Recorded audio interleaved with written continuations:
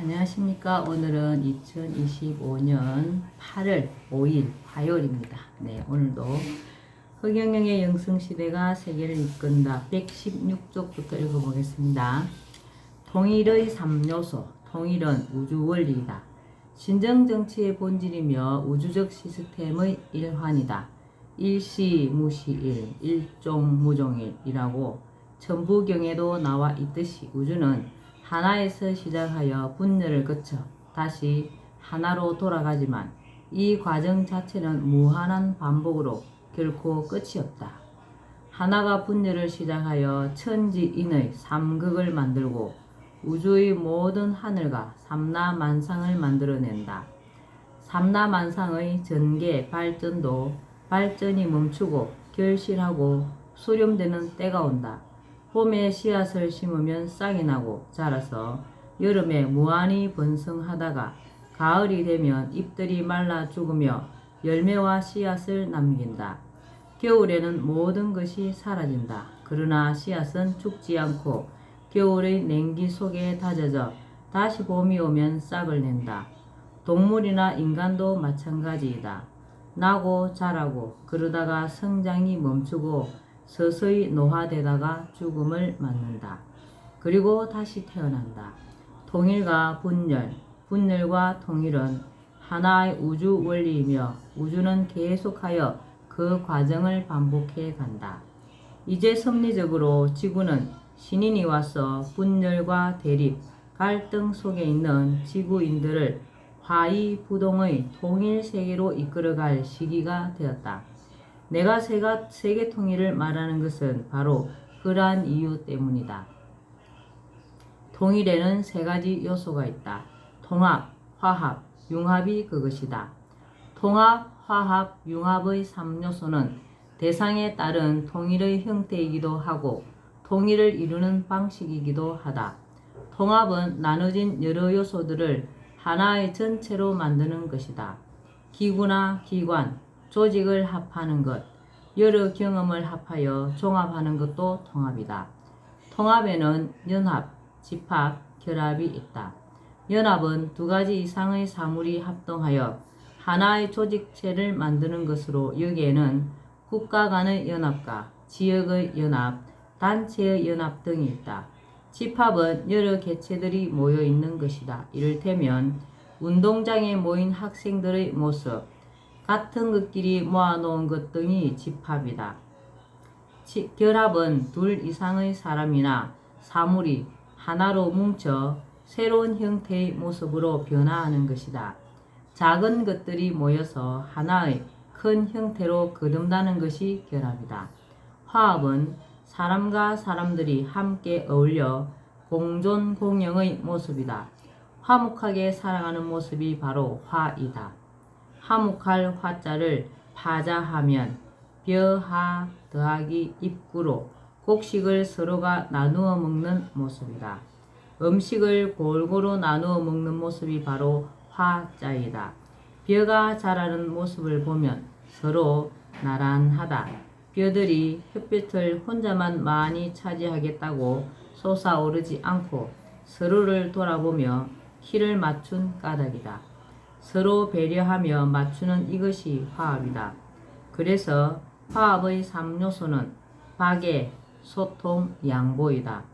박애는 서로가 넓게 사랑하는 것이고 소통은 서로 통하는 것으로 서로가 의사소통을 함으로써 오해 없이 바르게 살아가는 모습이다. 통일을 이루어가는 중심에 바로 소통이 있다. 소통이 없고 불통이 되면 서로가 불신하게 되고 반목하게 되어 통일이 이루어질 수 없다. 양보는 사양하는 것이다. 남을 먼저 배려하는 마음이다. 서로 자신부터 챙기지 않고 남을 먼저 배려하면 서로 간에 아주 좋은 관계가 형성된다. 이러한 박애, 소통, 양보의 3요소가 이루어지면 자연히 화합이 이루어지게 마련이다. 융합은 통합과 화합보다 한층 더 진화해간 모습으로 합한 정도가 가장 높다. 융합의 3요소는 혼합, 용해, 발효이다. 순서는 서로를 섞는 혼합이 가장 먼저이고 혼합된 것이 녹아서 하나가 되는 것이 용해이다. 발효는 최종적인 단계로 두 가지 이상이 섞여 시간이 지남에 따라 다른 성질의 새로운 것이 생성되는 단계이다. 혼합, 용해, 발효의 융합은 흔히 물질의 액체 상태에서 쉽게 찾아볼 수 있으며 인간관계나 사회와 제도, 정신활동 등에서도 융합은 나타난다.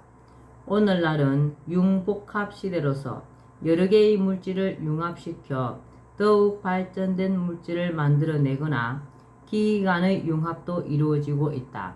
말하자면 융합은 서로가 만나서 성질이나 모양이 다른 것으로 변하는 것이다. 융합은 새로운 우주가 탄생하는 것이다. 신정정치와 통일. 우리의 현실을 돌아보면 분열과 대립, 갈등이 끊이지 않는다.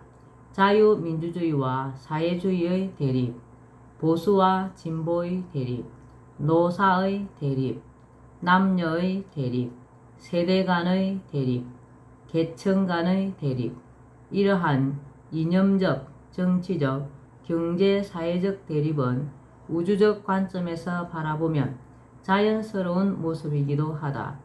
분열의 과정이기 때문이다. 그리고 이러한 대립과 분열이 극에 이르면 극적인 변화가 일어나게 되어 있는 것이 하늘의 섭리이다.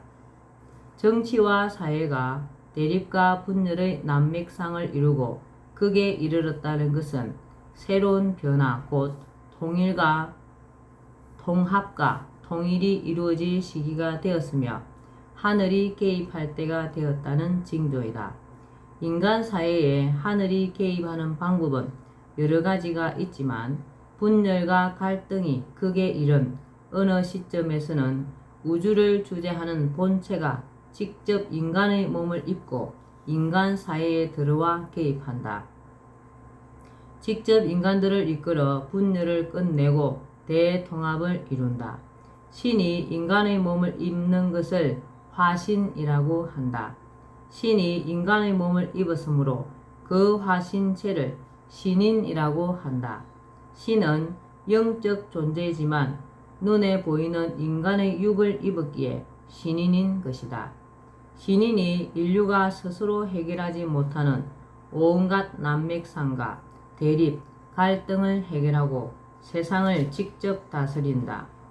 이념과 체제를 하나로 통합하고 파당을 없애며 지역적으로도 국경을 없애 전 세계가 하나가 되게 한다.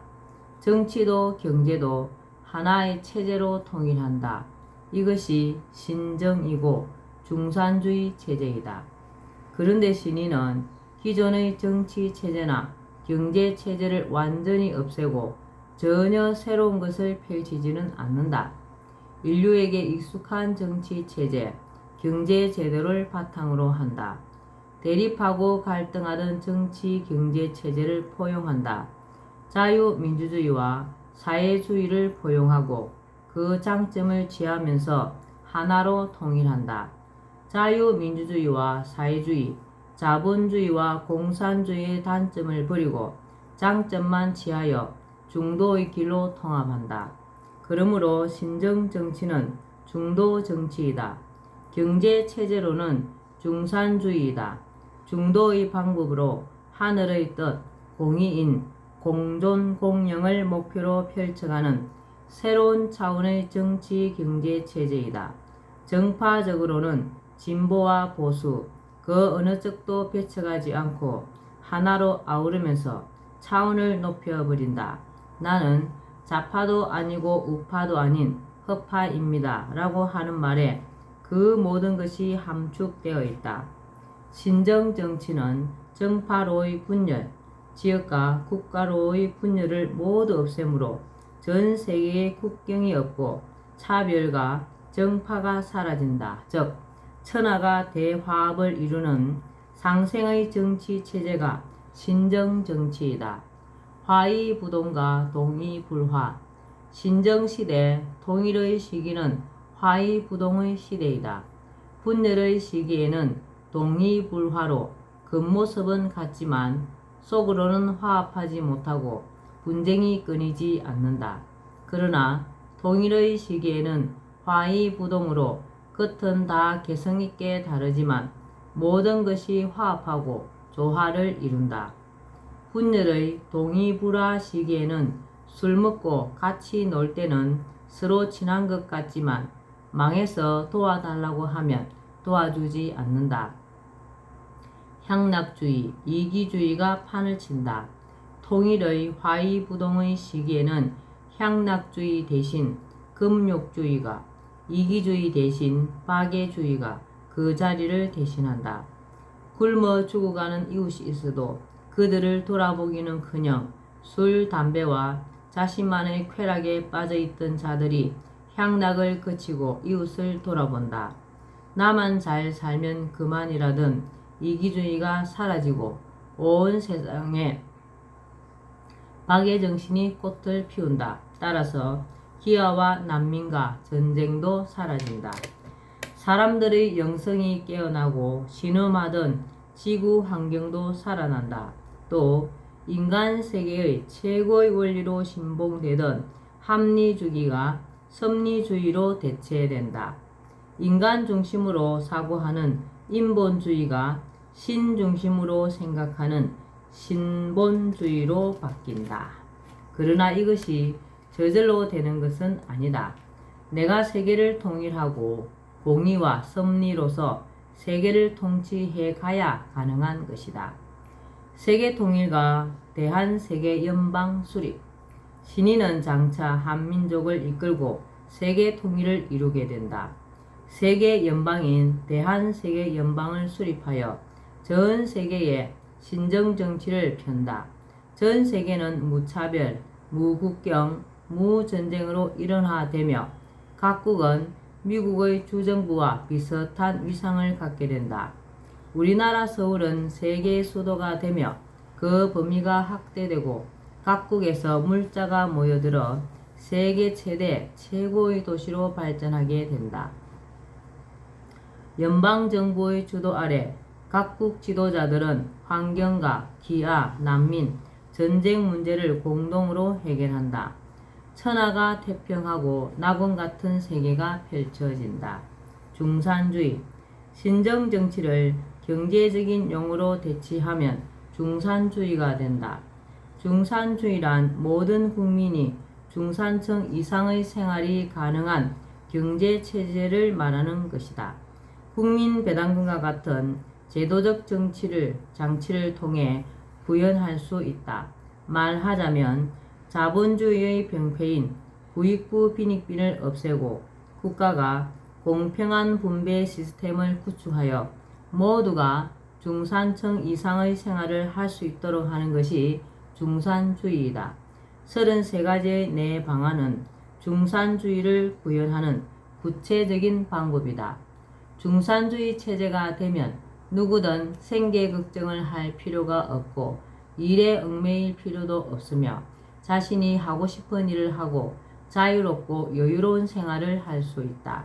중산주의는 자본주의 자유시장 경제체제에 충실하면서도 자본주의의 병폐인 부익부 빈익빈 문제를 해결하고 공정한 분배를 실현하여 모두가 풍요를 누리는 세상을 만들게 된다. 나의 중산주의는 우리나라에서 시행되는 것으로 끝나지 않는다. 우리나라는 이를 가장 먼저 추진하여 세계의 모범국가가 되는 것이다. 우리나라가 모델이 되어 전 세계로 모든 사람에게로 중산주의가 확대되어 갈 것이다. 그 누구도 차별하지 않으며 정파를 넘고 국경을 넘어 중산주의가 펼쳐진다. 전 세계가 무차별, 무국경, 무전쟁의 당일한 중산주의로 통일되는 것이다. 본자 인터뷰 내용입니다. 세계 통일 사상 중산주의. 신이님, 세계 통일 사상인 중산주의로 왜 세계를 통일하려고 하나요? 세계가 230여 개국으로 나눠지다 보니 영토전쟁, 식량전쟁, 자원 전쟁, 환율 전쟁 등 전쟁이 끊이지 않고 그 와중에 지구 환경까지 망가지고 있어. 그리고 굶어 죽는 자들이 있는데도 세계의 국가 지도자들이 그들 떠 보지도 않고 있어. 그래서 무차별, 무국경, 무전쟁이라는 중산주의로 세계 통일을 하려는 것이야. 그럼 민주주의와 자본주의는 어떻게 되나요? 민주주의는 신정주의로, 자본주의는 중산주의로 바뀐다고 보면 돼. 내가 중심이 되어 세계 통일이 되어도 세계 각국은 나름대로 자신들의 정치 체제를 유지하겠지만 우리나라가 중심이 되어 세계를 아우른 대한세계연방은 내가 이끌게 되므로 신정 정치가 구현되지.